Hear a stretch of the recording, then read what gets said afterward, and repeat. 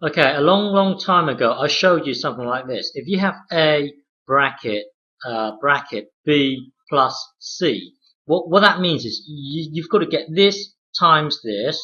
That would equal AB, and then you would get this times this. So this would be plus AC. So what we're saying is that this is exactly the same as this. Okay, so what that means is if you have if you see something like this, A times B plus C, what that means is, well, get this whole length here. Well, this whole length here is really is really B plus C, and you've got to do this first. You've got to add the two together, and then you times A. So when you see this here, this really exists in a bubble. It's saying do this bubble first. So that means you've got to get this length plus this length first, and then you times by A. So basically this means hang on, plus C like this. Well, when you do this, A times B, you will get AB. So this area here is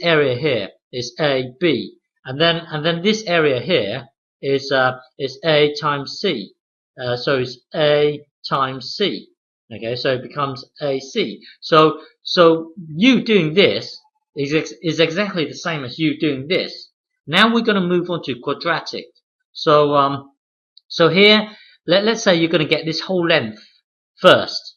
Okay, this whole length first means it's A plus B. It's like you having a piece of string.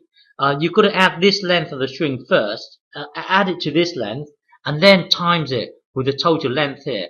So this total length here is, well, do C, get C plus D first, and then once you've got the whole thing, and then you times the whole thing over here. So what this means is, hang on. So what this means is, well, get this length, add it to this length. That will give you this whole length here. Okay, so it would be A plus B first.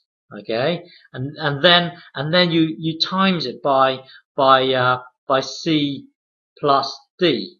So what this means is, get this whole length first. Work out this whole length first, and then times this whole length here. So it's basically this whole length.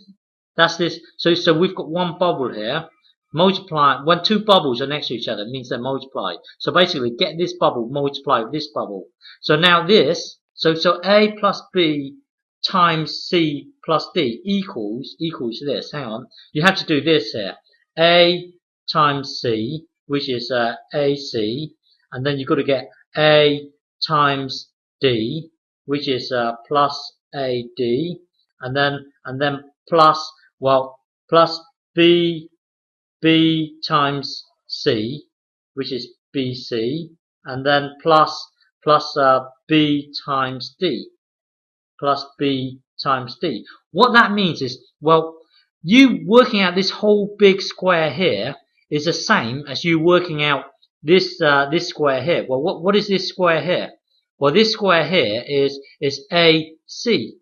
Is AC because it's A times C. Okay, and then you have to get and then you come to do A times D, which is A times D, which is this part here, AD. Okay, and then when you come to do BC here, it will be B times C. That will give you this area here, and then this last area is BD. Okay, so when you do this, A plus B bracket C plus D, that's the same as you working. Well, when you do this here, you're basically getting this length times this length here. That will give you the area of the whole square. You see, the area of the whole square is the same as you working out this area, plus it with this area, and then plus it with this area, and then plus it with this area. So A plus B bracket C plus D. That's the same as this. A C plus A D plus B C plus B D. You see, this is exactly the same as this. this is quite useful because sometimes we need to break it. Sometimes we would start here and then break up everything into its smaller components. Because once you've got it into its smaller components, you can move things around. But for the time being, just remember that a plus b times c plus d equals this. Okay.